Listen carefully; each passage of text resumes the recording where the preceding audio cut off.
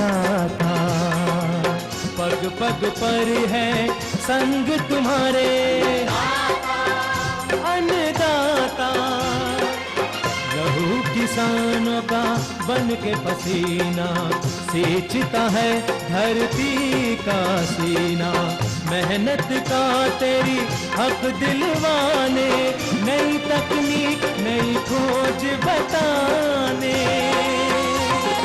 पशुधन को गुणवान बनाना, पौध सुरक्षा को सिखलाना, खेती के सब गुर समझाने, भारत का सरताज बनाने। आठों पहर है संग तुम्हारे अन्नदाता, अन्नदाता। नमस्कार, मैं हूं आपके साथ निदा अहमद। आप सभी दर्शकों का अन्नदाता कार्यक्रम में स्वागत करती हूं। हर रोज की तरह कार्यक्रम में लेकर आई हूं खेती बाड़ी से जुड़ी हुई बहुत सी लाभकारी जानकारियां। तो चलिए सबसे पहले देखते हैं क्या है विशेष आज के कार्यक्रम में। लेयर मुर्गियों में लगने वाली प्रमुख बीमारियां और उनका नियंत्रण।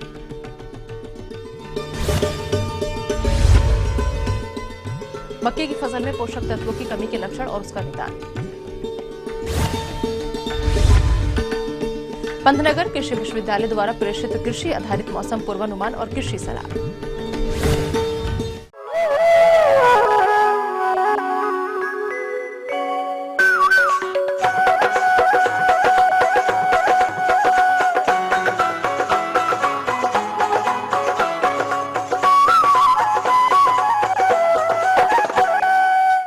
प्रदेश के बहुत से किसान भाई अंडा उत्पादन के लिए लेयर मुर्गियों का पालन कर इस व्यवसाय से अच्छा लाभ हासिल कर रहे हैं, लेकिन कभी कभी मुर्गियां कुछ घातक बीमारियों की चपेट में आ जाती हैं, जिसका विपरीत असर अंडा उत्पादन पर पड़ता है। और यदि समय से इन बीमारियों का नियंत्रण नहीं किया गया तो मुर्गियों की मौत भी हो जाती है। तो कैसे करें इन रोगों का नियंत्रण, आइए जानते हैं देवरिया के पशु चिकित्सा अधिकारी डॉक्टर राकेश तिवारी से। फाउल कॉलरा एक ऐसी घातक बीमारी है कि जिसमें मुर्गियों में अत्यधिक मृत्यु होती है। और भी जो जीवाणु जनित बीमारियां हैं उसमें है साल्मोनेलोसिस। साल्मोनेलोसिस खासकर फाउल टाइफाइड अर्ली एज की बीमारी है, जो कि मुर्गी के जन्म के शुरुआत से ही लेकर पाई जाती है। विषाणु जनित बीमारियों में Ranikhet, gumboro, chicken anaemia virus, infectious bronchitis और लेयर बर्ड में खासकर मैरेक्स डिजीज, ये विषाणु जनित बीमारियां हैं जिनमें मृत्यु होती है। लिम्फाइड ल्यूकोसिस वाली बीमारी भी मैरेक्स बीमारी से मिलती जुलती है, ये भी लेयर बर्ड में होती है। हालांकि इसे पेरेंटल बीमारी भी कहते हैं कि जो कि अपने ब्रीडर बर्ड से इन मुर्गियों में ट्रांसमिट होती है। और भी बीमारियां हैं, जो चिकन एनीमिया वायरस बीमारी है वो काफ़ी एज वाली बीमारी है, जो 8 से 12 हफ्ते के बाद की बर्ड में पाई जाती है, जिसमें मुर्गियों में खून की बहुत कमी हो जाती है। लेकिन इसके साथ साथ जब ये चिकन एनीमिया वायरस आता है तो उसमें एक जीवाणु जनित बीमारी भी पाई जाती है, जिसे गैंग्रीनस डर्मेटाइटिस भी कहते हैं। ये तो रही विषाणु जनित बीमारियों की सूची। साथ में फंगल जनित बीमारी जो है उसमें खासकर माइकोटॉक्सिकोसिस मुख्य है। एक और फंगस बीमारी है जो कि बर्ड की काफ़ी अर्ली एज में पाई जाती है, जिसे हम कहते हैं ब्रूडर निमोनिया, जो ब्रूडिंग के समय ही पाई जाती है। प्रोटोजोल बीमारियों में मुख्यतः कॉक्सिडियोसिस मुख्य है, जो कि डीप लीडर वाली बर्ड में जिन बर्ड की का पालन भूसी पर किया जाता है उसमें ये बीमारी काफ़ी पाई जाती है। इसमें खूनी दस्त मुख्य लक्षण है। मुर्गी फार्म में अधिकतर बीमारियां देखरेख में लापरवाही से आती हैं, इसीलिए हमारे मुर्गी पालकों के लिए देखरेख की बारीकियों को जानना बहुत आवश्यक है, क्योंकि मुर्गी पालन को सफल बनाने में उचित देखरेख और प्रबंधन का अधिक महत्व है। तो मुर्गियों को बीमारियों से बचाने के लिए वो कौन कौन से जरूरी प्रबंधन है, आइए जानते हैं। तो रोकथाम के लिए हमें 3 स्टेप उठाने की जरूरत है। पहला स्टेप है कि हम बायोसिक्योरिटी को मेंटेन करें, दूसरा स्टेप है कि हम प्रॉपर वैक्सीनेशन करें, और तीसरा स्टेप है कि हम इसके इम्यून सिस्टम को मजबूत रखें। अब बायोसिक्योरिटी का मतलब हम अपने फार्म की सिक्योरिटी बायो से, जो माइक्रो ऑर्गेनिज्म है उससे सिक्योर करें। उसके लिए 2 तरह की चीजें अपनाई जाती हैं बायोसिक्योरिटी के लिए। एक होती है कंसेप्चुअल बायोसिक्योरिटी। कंसेप्ट ये है कि हमें अपने फार्म पर माइक्रो ऑर्गेनिज्म को एंट्री करने से रोकना है। दूसरा है ऑपरेशनल बायोसिक्योरिटी। ऑपरेशनल बायोसिक्योरिटी ये बताता है कि हम क्या क्या चीज़ें करें कि जिससे कि ये माइक्रो ऑर्गेनिज्म हमारे फार्म को में प्रवेश करने से बचें।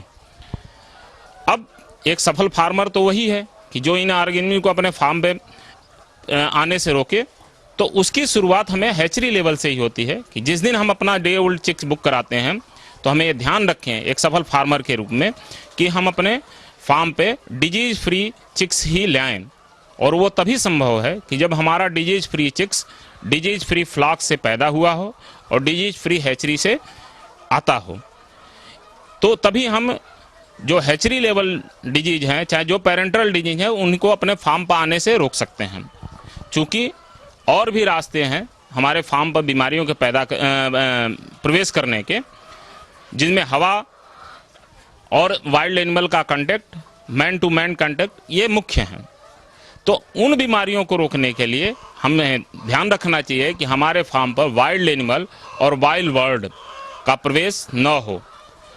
दूसरा, हमारे फार्म पर अननेसेसरी जो भी अनवांटेड लोग हैं उनका प्रवेश भी न हो।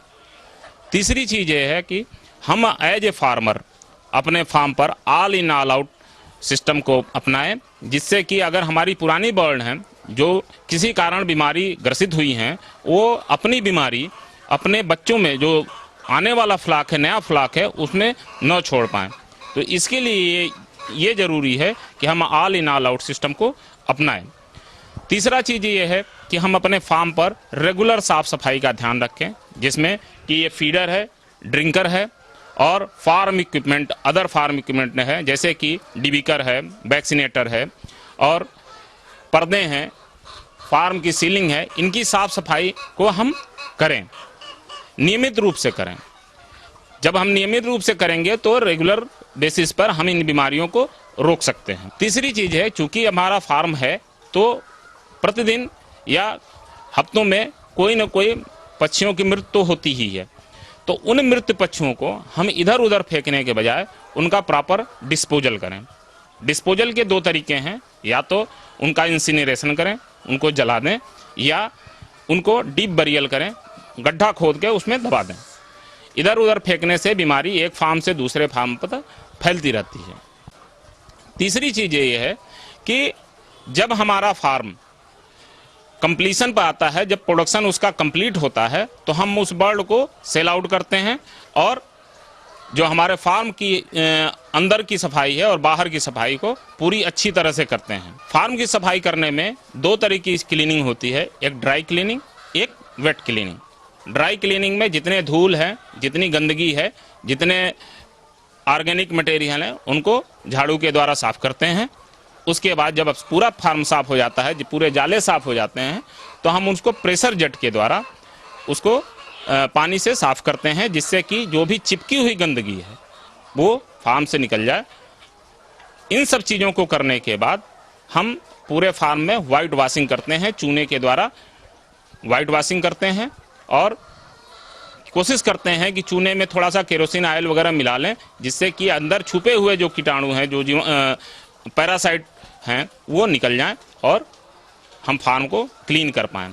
पूरा फार्म क्लीन करने के बाद हम पूरे फार्म को फ्यूमिगेशन करते हैं। तो फ्यूमिगेशन के समय हमें एक फ्यूमिगेशन करते हैं फॉर्मल्डिहाइड और पोटेशियम परमैंगनेट से।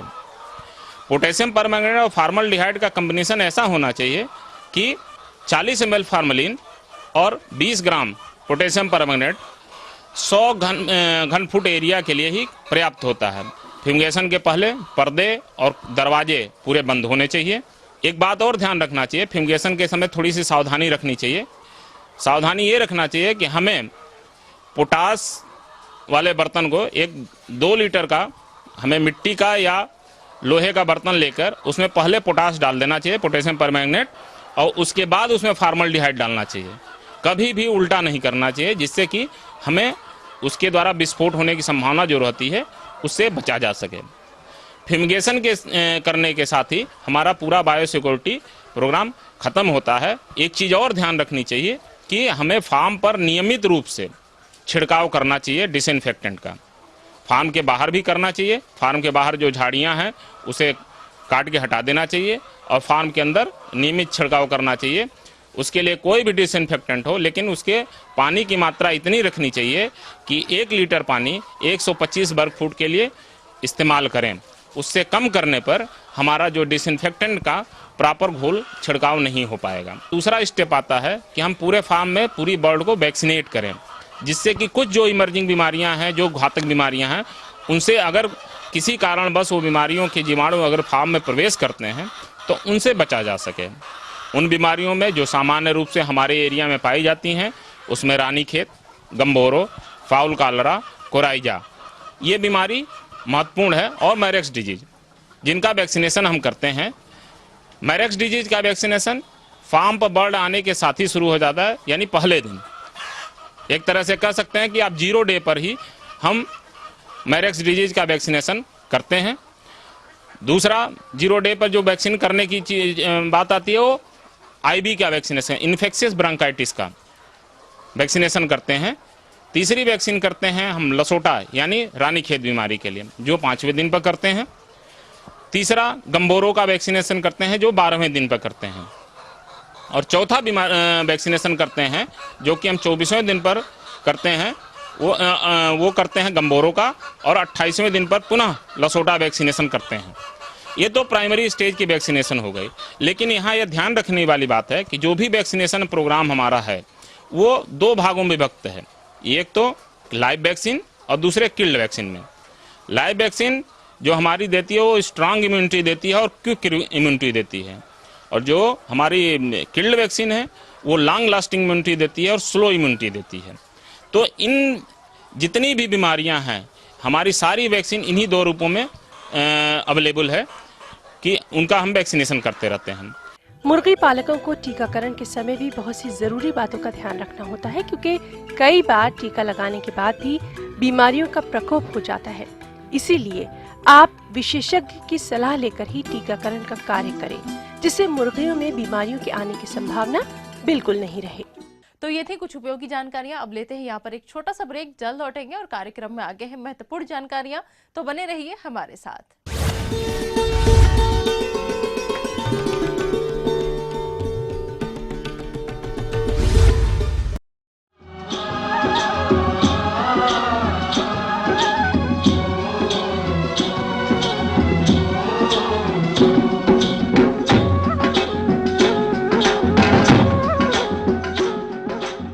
ब्रेक के बाद एक बार फिर से आप सभी दर्शकों का अन्नदाता कार्यक्रम में स्वागत है। बढ़ते हैं अगली प्रस्तुति की ओर।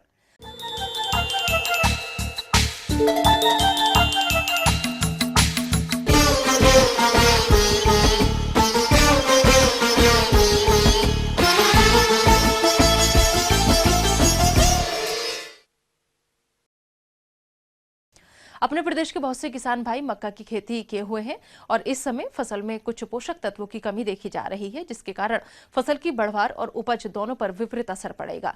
तो किसान भाइयों, इन पोषक तत्वों की कमी के लक्षण की पहचान कर आप इसका निदान कैसे करें, इस विषय पर जानकारी दे रहे हैं एक कृषि वैज्ञानिक डॉक्टर रमाकांत सिंह। हमारे किसान भाई जो मक्का लगाते हैं खेत में, मक्के पर वो विभिन्न तरह के दवाओं का प्रयोग करते हैं, लेकिन वास्तविकता ये है कि जो दवा का प्रयोग कर रहे हैं उस दवा के बदले अगर कुछ पोषक तत्वों का पर भी अपना ध्यान दें तो बेहतर परिणाम पाएंगे। हमारे पास जो भी 16 आवश्यक पोषक तत्व हैं जिसको पौधा लेकर के अपना जीवन चक्र को पूरा करता है, उसमें से नाइट्रोजन, फास्फोरस, पोटास और मैग्नीशियम, इसका जो है लक्षण जो पुराने पत्तियों के ऊपर दिखाई पड़ता है। इसके अलावा जो भी पोषक तत्व है उसका लक्षण जो है नए पत्तियों के ऊपर अपना विभिन्न रूप में लक्षण दिखाई देता है। उसको हमें पहचानने की जो सख्त जरूरत है। मक्का की खेती बिहार में बड़े पैमाने पर की जाती है और कई किसान इसकी खेती तीनों मौसम में करते हैं, जिससे भूमि में पौधों के लिए जरूरी पोषक तत्वों की कमी हो जाती है और ये फसलों की बढ़वार और उत्पादन को प्रत्यक्ष अप्रत्यक्ष ढंग से प्रभावित करती है। और इसलिए मक्के के पौधे की उर्वरक मांग को जानना बेहद जरूरी है और किसान अक्सर यहीं चूक कर जाते हैं। पौधे और पत्तियों पर इनकी कमी के लक्षण साफ दिखाई देते हैं। तो किसान भाइयों, आप मक्के के पौधों की उर्वरक मांग को कैसे पहचानेंगे, आइए जानते हैं। जैसे अगर हम नाइट्रोजन पोषक तत्व लेते हैं जो कि मृदा में बहुत ज़्यादा मात्रा में चलायमान होता है, ये अपना लक्षण जो दिखाता है, अगर पत्ता निचला पत्ता उल्टा भी कलर, जिसे जो अंग्रेजी का भी शेप होता है, उसमें उल्टे की तरफ का अगर नस जहाँ पर है उसके पास से ऊपर की तरफ सूखते हुए जाते हैं, तो उसको हम मानते हैं कि नाइट्रोजन की कमी की वजह से है, यूरिया की कमी की वजह से है। ये सेकेंड स्टेप है। पहले अवस्था में जो पत्ती है पीला होती है, और पीला होने के बाद उसमें से जो उल्टे भी के आकार का लक्षण दिखाई पड़ता है। दूसरा, अगर कुछ किसान भाइयों खेत को देखा जाए, मक्के की पत्ती जो है पूरा बैंगनी दिखाई पड़ता है। पत्ती के अलावा तना भी बैंगनी कलर का हो जाता है। वो जो है पूरी तरह से फास्फोरस की कमी का लक्षण है। उस फास्फोरस को अगर आप उचित मात्रा में अगर फसल लगाने से पहले आप दिए होते मिट्टी में, तो उसका लक्षण ये नहीं आ पाता। इसके अलावा एक लक्षण मिलता है आपको कि पत्ती जो है ऊपर की तरफ से नीचे सूखती हुई अवस्था में आती है, यानी कि भी जो उल्टा अगर अंग्रेजी के भी शेप कर दिया जाए उस तरह का नोक की तरफ सूखेगा और पत्ती के किनारे किनारे पीछे की तरफ सूखते हुए जाएगा। ये जो लक्षण होता है पोटास की कमी का लक्षण होता है। आगे हम बढ़ते हैं तो देखें, जो जिंक एक हमारा बहुत ही आवश्यक और मुख्य पोषक तत्व है, और खास करके कोसी रीजन में देखा जाता है कि मक्के के ऊपर पत्ती जो है सफ़ेद रंग का लक्षण दिखाई पड़ता है, पट्टी उसका सफ़ेद हो जाती है। उस अवस्था में हम अगर जिंक सल्फेट का प्रयोग करें, जिंक का प्रयोग करें, तभी हम सुधार पाएंगे। क्योंकि अगर पत्ती सफ़ेद रंग का लाइनिंग बना पाती है तो इसका मतलब कि उसमें जिंक की कमी है, और जिंक देकर के हम सुधार सकते हैं। एक स्पष्ट लक्षण दिखता है कि पत्ता जो चलता है उसमें लंबा लंबा लाइनिंग बन जाती है, सीधे सीधे पत्ते के ऊपर लाइनिंग नीचे से लेकर के ऊपर की तरफ दिखाई पड़ता है। वो लक्षण जो है मैंगनीज की वजह से होता है, और उसको मैंगनीज वाले पोषक तत्वों को देकर के हम उसकी आपूर्ति कर सकते हैं। इसके अलावा एक बोरान पोषक तत्व होता है। बोरान में क्या होता है कि बोरान का मुख्य काम जो होता है, जो कोशिका बनती है और पौधों की बढ़वार होता है, उस बढ़वार को कोशिका के जो बाहरी किनारा होता है उसको मजबूत बनाता है, उसको सही ढंग से बढ़ाता है। इसके अलावा उसका सबसे महत्वपूर्ण काम जो होता है, जो पोलन ग्रेन्स हैं या जो उसके बीज बनने दाना बनने के लिए जो आवश्यक चीज़ पोलन ग्रेन होता है, जिसमें फर्टिलाइजेशन वगैरह होता है, उसको ये मजबूती प्रदान करता है और उसका ड्यूरेशन बढ़ाता है, जिससे कि दाने बनने में समस्या नहीं आती है।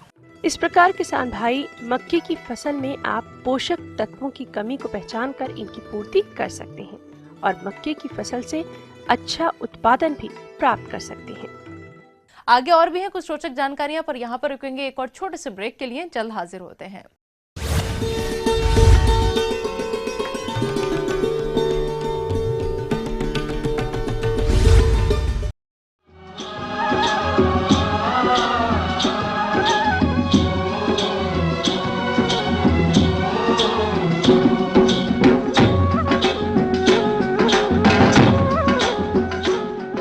ब्रेक के बाद आप सभी दर्शकों का स्वागत है। चलिए अब रुक करते हैं अगली कड़ी की ओर।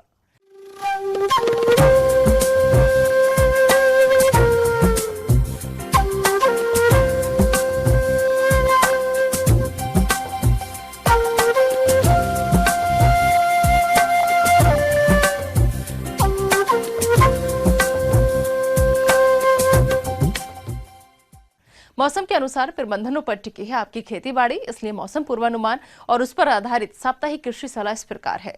कृषि एवं मौसम विभाग के वैज्ञानिक डॉक्टर एच.एस. कुशवाहा द्वारा भेजे गए मौसम पूर्वानुमान रिपोर्ट के आधार पर इस सप्ताह पंतनगर एवं इससे लगे उत्तराखंड राज्य के ऊधम सिंह नगर एवं नैनीताल जिलों के मैदानी क्षेत्रों तथा इससे लगे पश्चिमी उत्तर प्रदेश के मुरादाबाद, रामपुर, बिजनौर, पीलीभीत, शाहजहांपुर, बरेली एवं बदायूं जिलों में गेहूं की समय से बोई फसल इस समय दाना भरने की अवस्था में है। साथ ही दिन के समय तापमानों में वृद्धि एवं मध्यम गति की हवा बहने की संभावना है। अतः इस सप्ताह किसान भाई गेहूं की फसल की इस अवस्था पर आवश्यकता अनुसार सिंचाई सिर्फ उन्हीं खेतों में करें जिनकी मिट्टी में नमी की मात्रा कम हो। लेकिन ध्यान रखें कि सिंचाई दोपहर बाद शाम के समय ही करें जब हवा की गति कम हो। दिन के समय तेज गति की हवा बहने की दशा में सिंचाई कदापि न करें, क्योंकि तेज हवा से फसल की गिरने की संभावना अधिक रहती है तथा फसल गिर जाने से चूहों का प्रकोप हो जाता है तथा बाद में कटाई मड़ाई क्रियाएं करने में भी असुविधा होने के साथ साथ पैदावार में भी कमी आ जाती है। गन्ने की फसल की कटाई के बाद देर से बोई गेहूं की फसल इस समय बालियां निकलने की पूर्व अवस्था में होगी। अतः संभावित शुष्क मौसम के मद्देनजर सलाह दी जाती है कि किसान भाई गेहूं की इस अवस्था की फसल में शाम के समय हल्की सिंचाई करें तथा सिंचाई के 24 घंटे के अंदर 20 किलोग्राम यूरिया का प्रति एकड़ बुरकाव कर दें। सभी प्रकार के खरपतवारों को खेत से निकालें। ऐसे मौसम में गेहूं की बालियां निकली अवस्था की फसल में माहो कीट लगने की संभावना है। अतः 5 से 10 कीट प्रति पौधा दिखाई देने पर इमिडाक्लोरप्रिड की 50 मिलीलीटर मात्रा अथवा एक तारा नामक कीटनाशी की 20 ग्राम मात्रा का 200 लीटर पानी में घोल बनाकर प्रति एकड़ की दर से दोपहर के समय धूप खिलने पर छिड़काव करें। समय से बोई मटर एवं सरसों की फसल इस समय पकने की अवस्था में है। अतः इस सप्ताह संभावित शुष्क मौसम के मद्देनजर किसान भाई तेज धार वाली हंसिया की सहायता से इनकी कटाई करें। कटाई के बाद कटान को पक्के फर्श पर 2 से 3 दिनों तक फैला रहने दें। लेकिन किसान भाई ध्यान रखें कि दोपहर के समय कटाई करने पर दाने झड़ने की आशंका अधिक रहती है, जिससे काफी आर्थिक क्षति हो सकती है। अतः कटाई केवल सुबह के समय ही करें। कटी फसल भली भांति सूख जाने पर मड़ाई कर दानों को अलग कर लें तथा भूसे को पशुओं को खिलाने हेतु सुरक्षित स्थान पर भंडारित करें। जो किसान भाई किसी कारणवश उड़द की बुआई अभी तक नहीं कर पाए हों, वे उड़द की उन्नतशील किस्मों अथवा अधिक पैदावार देने वाली किसी क्षेत्रीय किस्म की इस सप्ताह बुआई कर लें। पहले बोई मूंग की फसल यदि 15 से 20 दिनों की हो गई है, तब संभावित शुष्क मौसम के मद्देनजर पहले सिंचाई करें तथा ओट आने पर निराई गुड़ाई कर खरपतवार नियंत्रित करें तथा घने पौधों को निकालकर पौधों के बीच 10 से 15 सेंटीमीटर की दूरी कर दें। पिछले दिनों तापमानों में हुई वृद्धि के कारण मूंग एवं उड़द की फसलों में पत्ती काटने वाले कीटों का प्रकोप देखा गया है।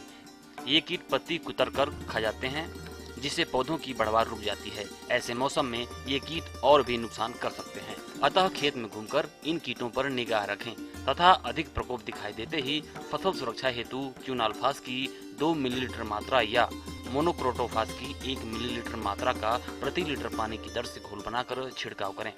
आलू, मटर एवं सरसों की फसलों की कटाई के बाद खाली हुए खेतों में गन्ने की बुआई करने के इच्छुक किसान भाई इस सप्ताह गन्ने की बुआई इन खेतों में करें। लेकिन मुख्य प्रजातियों जैसे कोपंत 84-211, को 238, को 241, कोसा 96-258, कोसा 84-36, कोसा 32-20, कोपंत 90-223, कोपंत 97-222, कोपंत 96-219, कोसा 94-257 या कोसा 767 आदि में से ही किसी किस्म को चुनें। बुआई हेतु बीज की मात्रा 40 कुंतल प्रति एकड़, पंक्ति से पंक्ति की दूरी 75 सेंटीमीटर रखें। बीज के अच्छे जमाव हेतु बुआई के समय उचित मृदा नमी अवश्य सुनिश्चित कर लें। कम मृदा नमी वाले खेतों में पहले पलेवा कर लें। इस सप्ताह संभावित शुष्क मौसम एवं तापमानों में वृद्धि होने के कारण आम के बौर में विभिन्न प्रकार के कीटों के प्रकोप की संभावना है। ये कीट बौर के विभिन्न भागों से रस चूसकर हानि पहुंचाते हैं, जिससे बौर तथा फूल मुरझाकर झड़ जाते हैं। अतः किसान भाई बौर की इस अवस्था पर इस सप्ताह 36% मोनोक्रोटोफास की 1.5 मिलीलीटर मात्रा का प्रति लीटर पानी की दर से घोल बनाकर पेड़ों पर छिड़काव करें। लेकिन यदि बौर पर पाउडरी मिल्लू रोग के लक्षण दिखाई दे रहे हों, तब इस दवा में 2 ग्राम घुलनशील गंधक भी मिला लें।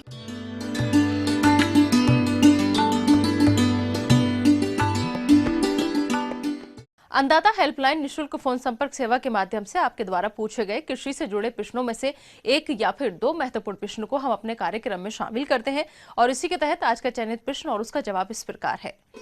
निःशुल्क अन्नदाता हेल्पलाइन में आज हमने जिस प्रश्न को शामिल किया है उसे पूछा है गोकुलपुर रायबरेली के रंजीत कुमार ने।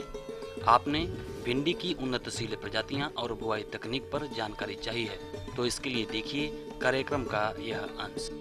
किसान भाइयों, आपको चाहिए कि भूमि किस तरह की हो। इसके लिए आवश्यक है भिंडी के लिए अच्छा जल निकास वाली बलुई दोमट या दोमट भूमि अच्छी होती है, जिसका पीएच मान 6.8 से 7.5 के मध्य हो। 10 से 15 टन गोबर की सड़ी हुई खाद खेत में डाल दें और इसको बुवाई से 15-20 दिन पहले खेत में डालिए और अच्छी तरह से जुताई करके 3-4 बार हैरो पाटर चला के खेत को पर्याप्त बराबर कर लीजिए। जो आपके रासायनिक उर्वरक हैं उनमें 120 किलोग्राम नाइट्रोजन हम टोटल उसमें करते हैं, लेकिन भिंडी के लिए जो संस्तुति है हमारी, उसमें 100 किलोग्राम नाइट्रोजन, 40 किलोग्राम फास्फोरस, 40 ग्राम पोटाश प्रति हेक्टेयर की होती है।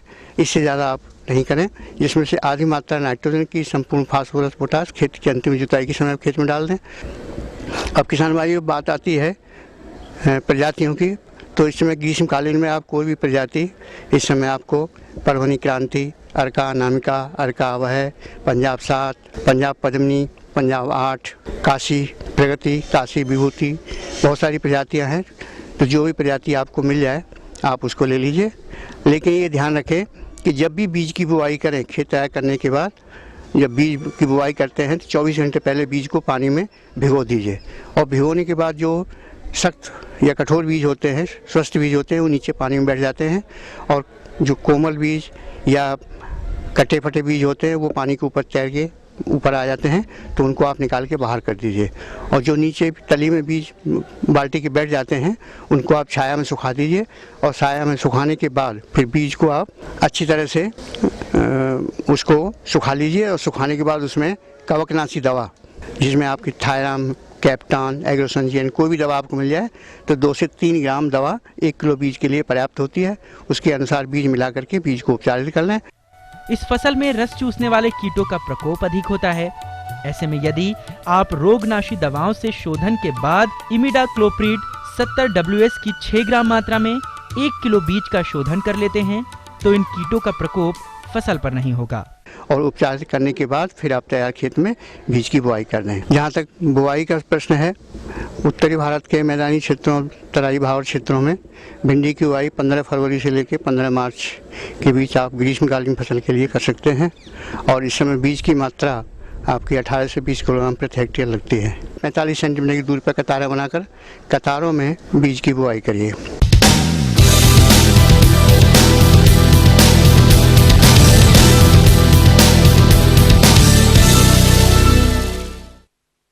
राज्य की विभिन्न मंडियों में कृषि उत्पादों के चढ़ते उतरते बाजार भाव की संक्षिप्त जानकारी इस प्रकार है।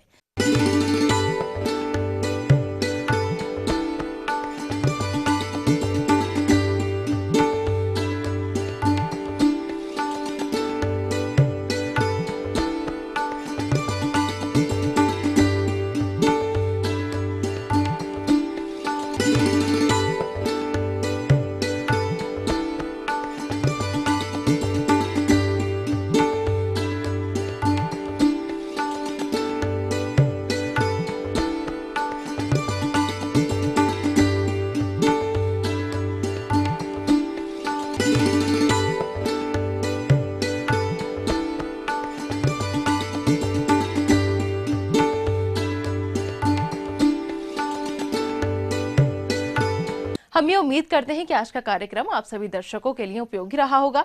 किसान भाइयों, अन्नदाता आपकी सेवा के लिए संकल्परत है। कृषि संबंधित समस्या और सुझावों के लिए आप हमें इस पते पर संपर्क कर सकते हैं। प्रोड्यूसर अन्नदाता, ETV Uttar Pradesh Uttarakhand, आमुची film city Hyderabad 501512। साथ ही आप हमें ईमेल भी कर सकते हैं। हमारा मेल है anndaata.up@etv.co.in। इसके अतिरिक्त आप हमें निःशुल्क हेल्पलाइन नंबर 180010854599 पर सोमवार से शनिवार सुबह 10 से शाम 4 बजे के बीच संपर्क कर सकते हैं। अब आइए देखते हैं कल दिखाए जाने वाले कार्यक्रम की मुख्य झलकियां। राष्ट्रीय विकास योजना द्वारा आयोजित गन्ना के किसान मेले की मुख्य झलकियां।